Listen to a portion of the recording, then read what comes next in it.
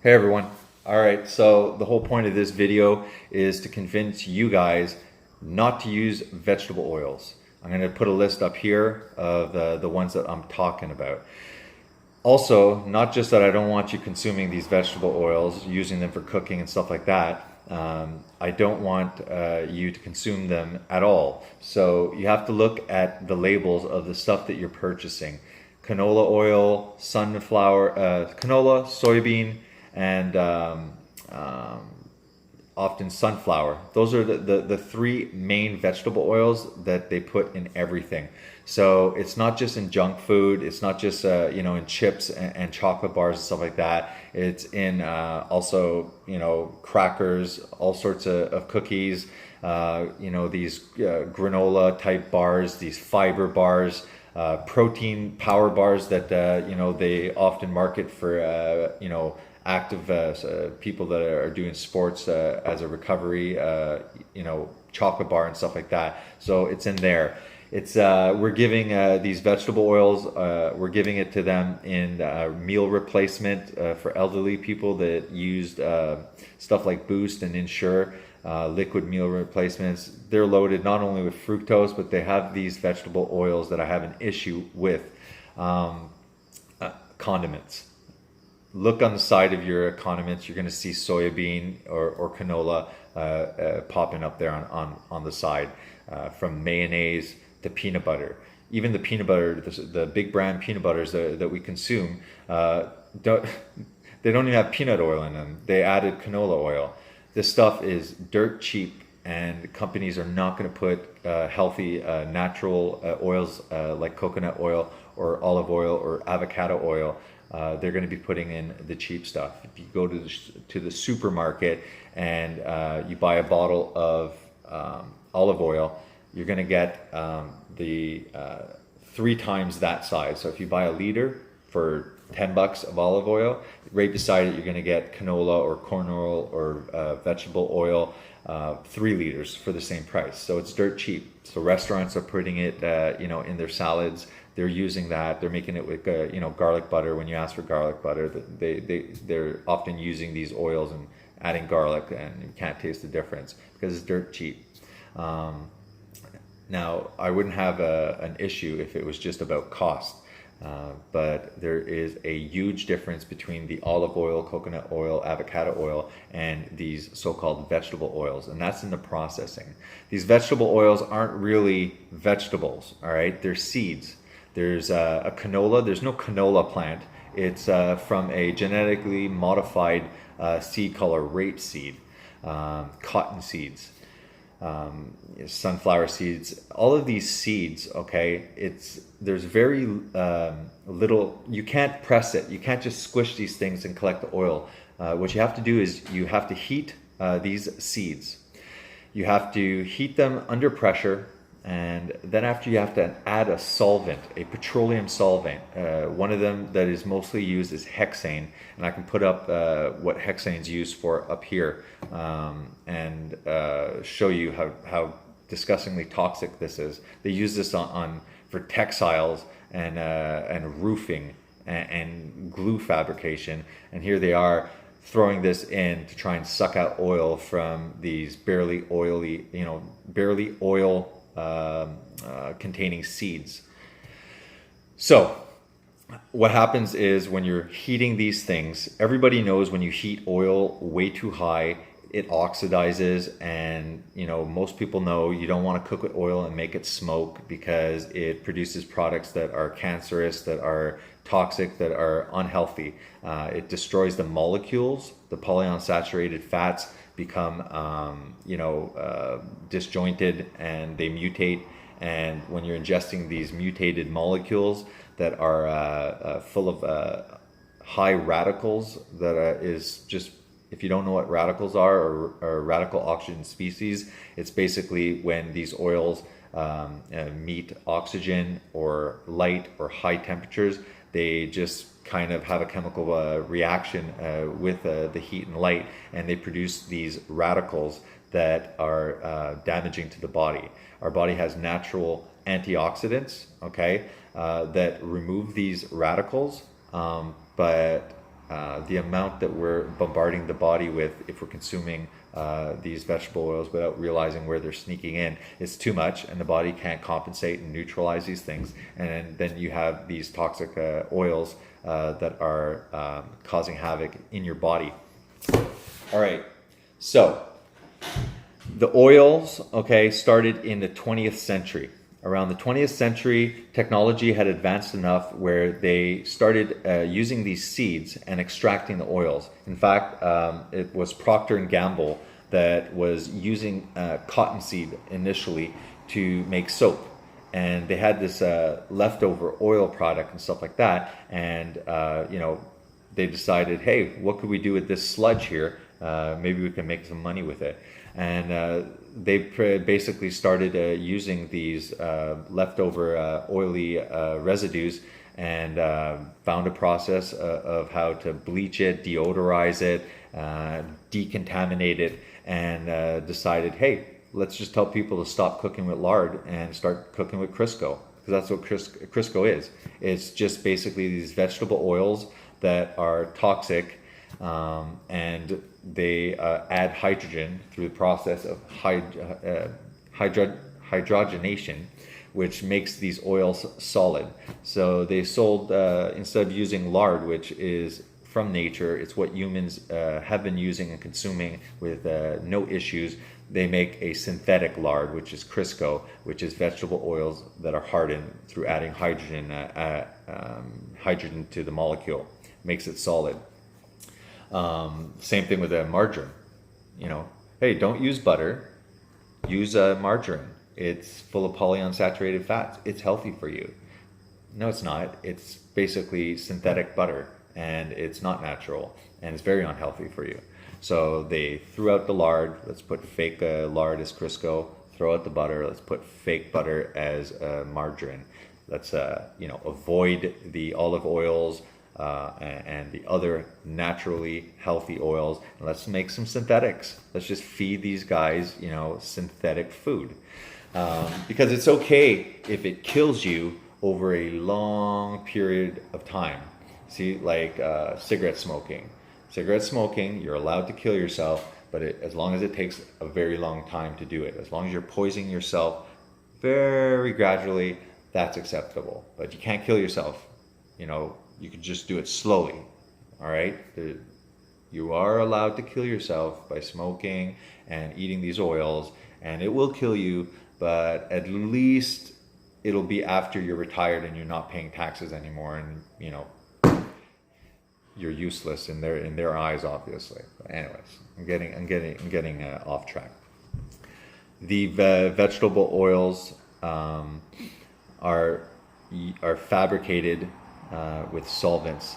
The pressure destroys it. It creates these toxic byproducts in them. It also creates trans fats. So we all know that trans fats are bad. They used to add trans fats, and it helped improve the shelf life. They took that out. But anytime you look on a label on the side and you see modified or hydrogenated, that's basically trans fats. Okay, and even if they're saying like 0 trans fat, when you look on the side of the label, sometimes when it's analyzed, there's up to 4, 5, 10% sometimes of trans fats where it says 0 trans fats. So the regulation on that is kind of full of crap. Even if I know if it's 0.5 milligrams, 0.5 grams less than 0.5 grams in it, they're allowed to say there's none. But 0.5 adding up, here, there, and in all your products, you're still getting a substantial amount of trans fats that they're not letting you know about. So modified, hydrogenated, these are just basically other words for trans fats that are super unhealthy. Nature's awesome, and that's why olive oil and the other ones that I keep on toting, these have a wonderful ratio of omega-6 to omega-3. Okay, these are essential fatty acids. Omega-3 is anti-inflammatory effect, and the omega-6 have a pro-inflammatory effect. Look, inflammation is necessary. Okay, your body creates inflammation as a a way of in the end healing. All right. The problem is that when inflammation gets out of hand, then we have an issue. So the omega-3, all right, the way we're consuming these vegetable oils is that the omega-6 is so much higher than the omega-3. So even if you're trying to consume omega-3s and you're consuming the vegetable oils, you're going to always have a crazy amount of omega-6 compared to omega-3. So that anti-inflammatory effect that everyone's like, omega-3s, oh look, the label says omega-3s, it's awesome. Yeah, but it doesn't matter. You're getting so much of the omega-6 that none of the effects of omega-3, none of the benefits are there. And the omega-6 is just topped out. All diseases, all right, have all diseases have an inflammatory mechanism to them. Heart disease is an inflammatory process. People think it's like, no, it's clogged arteries and stuff like that. No, the mechanism for heart disease is inflammation. Then when the vessels are all inflamed and become sclerotic and hardened, then things start getting trapped in them. All right, so your cholesterol that everyone is concentrated on. First of all, the science behind cholesterol is not founded. It's a guessing work again. So you can have normal cholesterol levels and have super inflamed cardiovascular disease, and even at normal levels, you're going to have stuff, occluding your vessels, okay, and causing heart attacks and stuff like that. You could have higher cholesterol, but if your vessels are healthy, nothing's going to get stuck in there. So vegetable oils have a very poor omega-6 to omega-3 profile. That's one thing. So we know the ratios suck. We know that the way it's processed is super fabricated with poisonous solvents that if you knew about, you probably would never consume. All right. The other thing with it is that the body is full of fat. Every single cell that we have is lined with a lipid membrane. All right. So the brain is like 70% fat. Everything, fat is covering most of the lining of our tissues. It's used for hormones. It surrounds every cell, and I can go on and on. But the whole point is that we have essential fatty acids. Why do they call it essential? It's because the body can't fabricate them themselves. We have to receive that from our nutrition, from our diet. So you can imagine with the guidelines that they have presently, that started around in the 50s and 60s, the low-fat recommendations. They started saying, don't eat eggs, it's full of cholesterol. Don't eat saturated fats, it's going to go and clog your arteries. So they took us away from the healthy fats that humans have been eating forever. Without any issues, and they were a lot healthier. There was less obesity, and then these recommendations for low fat arrived. So we took out all the healthy fats with omega-6 to omega-3 profiles that were very healthy. They're anti-inflammatory effects, and we switched it now to, well, if you do have to eat the fat, then make sure it's the polyunsaturated fat. The ones that are man-made and companies are making a fortune killing you with. Yeah, those ones, all right? So you could imagine that if fats are essential, then your body can only use what you're supplying it. And you're not supplying them with the good traditional fats. You're trying to avoid them, thinking that your heart's going to explode if you consume them.